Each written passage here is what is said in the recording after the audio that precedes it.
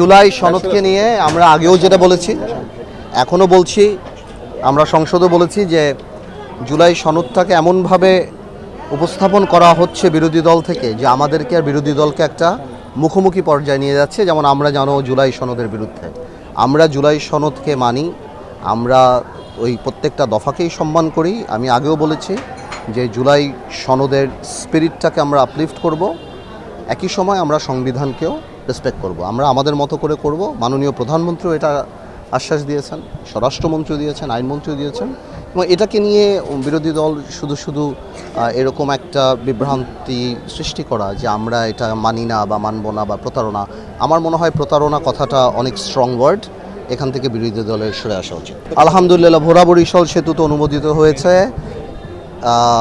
ভোলা বরিশাল সেতু আমরা আগে থেকেই আনঅফিশিয়ালিও কথা বলেছিলাম, পার্লামেন্টেও কথা বলেছি, ইনশাআল্লাহ এটা হয়ে যাবে।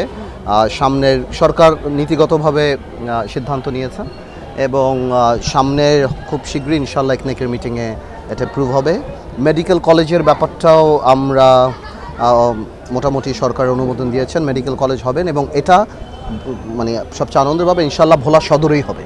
আমি এটা ডাবল কনফার্ম করেছি, ইনশাআল্লাহ ভোলা সদরেই হবে। এবং আমরা চাই এটা এমন একটা জায়গাতে হোক যাতে 3-4টা ইউনিয়ন বেনিফিটেড হয়, বিকজ একটা মেডিকেল কলেজ হলে সেখানে ইনফ্রাস্ট্রাকচার ডেভেলপমেন্ট হবে, আর অনেক কিছু হবে। তো আপাতত তো 42 দিনে এই দুটো অর্জন, এখন বাকি সামনে দেখা যাক ইনশাআল্লাহ। একটা তো একটার সাথে রিলেটেড ইনশাআল্লাহ। এখন যখন ব্রিজের কথা হচ্ছে, ন্যাচুরালি ইনভেস্টররা অনেক বেশি ইন্টারেস্টেড হবে। ভোলার সম্পত্তির দাম বাড়বে, ভোলার জমির দাম বাড়বে, ইনফ্রাস্ট্রাকচার হবে, কমিউনিকেশন বেটার হবে। আর সবচেয়ে বড় কথা, আমি আগেও যেটা বলেছি, এটা আমাদের মৌলিক অধিকার। আমরা একটা ভৌগোলিক কারাগারে, এটা কোনো, আমি যখন পার্লামেন্টে কথা বলছি, এটা কোনো রড শুক্রি সিমেন্টের দাবি আমি করি নাই। আমি দাবি করেছি আমার অধিকার, আমার সাম্যের অধিকার, এবং আলহামদুলিল্লাহ এটা সরকার অনুমোদন করেছে। আর বাকিটা আপনারা দোয়া করবেন ইনশাআল্লাহ।